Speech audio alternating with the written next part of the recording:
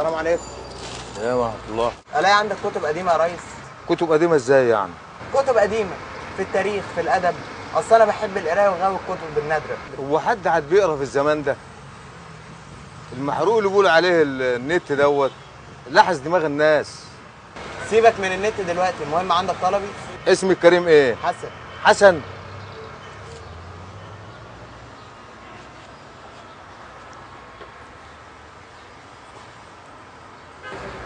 طب وريني الكتاب المهربد ده. ده اصل الكتاب ده له قصة طويلة، تيجي احكيها لك. احكي. تعالى جنبي يا ولدي، تعال.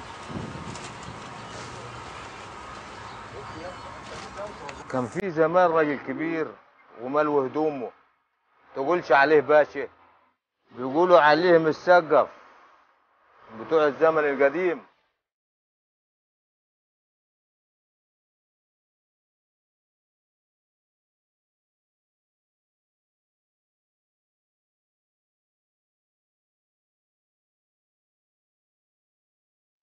دخل المكتبة كان الكتاب موجود هناك، الناس اتلمت عليه وهتفت بيه، اصله برنس اسم الله على مقامه.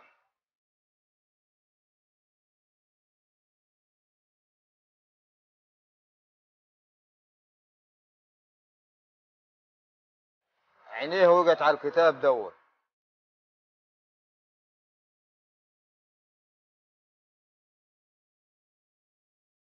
وعجبه قرر يشتريه، لكن عرف بقيمته كويس، راح دفع الفلوس وخدها. وبعدين؟ مشي وهو سعيد جدا، بس الزمن بعيد عن السامعين. عظيم، كمل. عظيم ايه ولا ايه؟ ما الدنيا خربت معاه، ابتدى يبيع في كل اللي حيلته، ما عادش عنده غير الكتاب ده وانا خدته منه. بقول ايه يا ريس، انا عاوز الكتاب ده. تفصل بكام؟ اللي تجيبه بالهنا والشفا عليك. 50 جنيه. حلال عليك.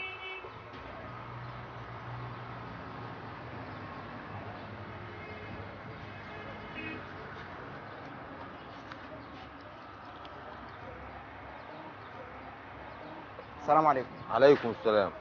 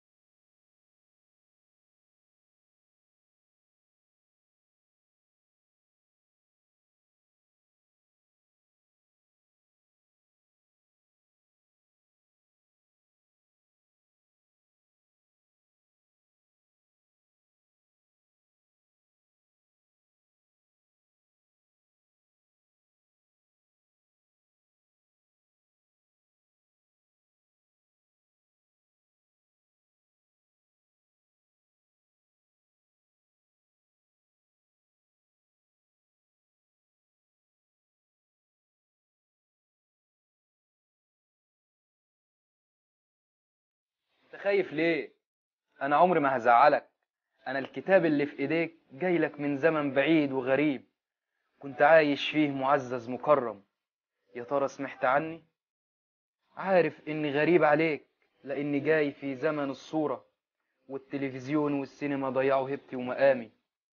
رموني في المخازن بعد ما كنت في صالونات المثقفين والأدباء والقاعات المضيئة، ورق اصفر منحول ضعيف قدام الناس.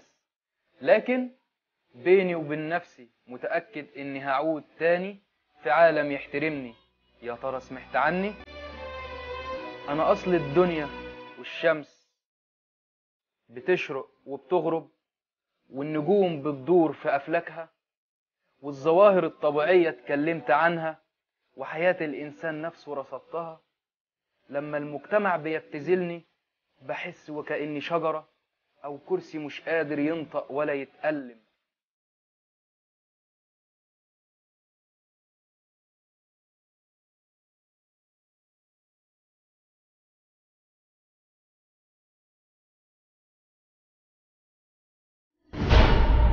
رميتني تاني. انا قلت انك هتحافظ عليا، تقوم تعمل فيا كده؟ ده مكاني برضه.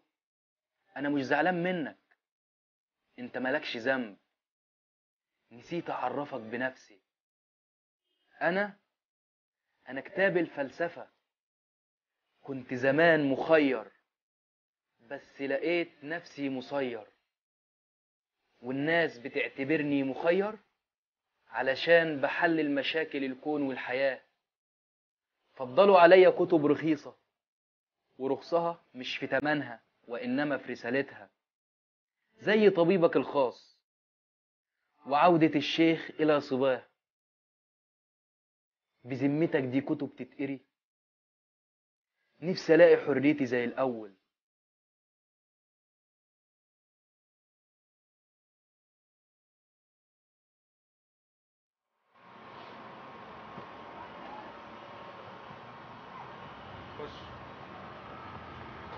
السلام عليكم. عليكم السلام. انا كنت عارف اللي انت هتلف وتجيني. الكتاب ده منحوس اصله. تعالى يا ولدي جنبي.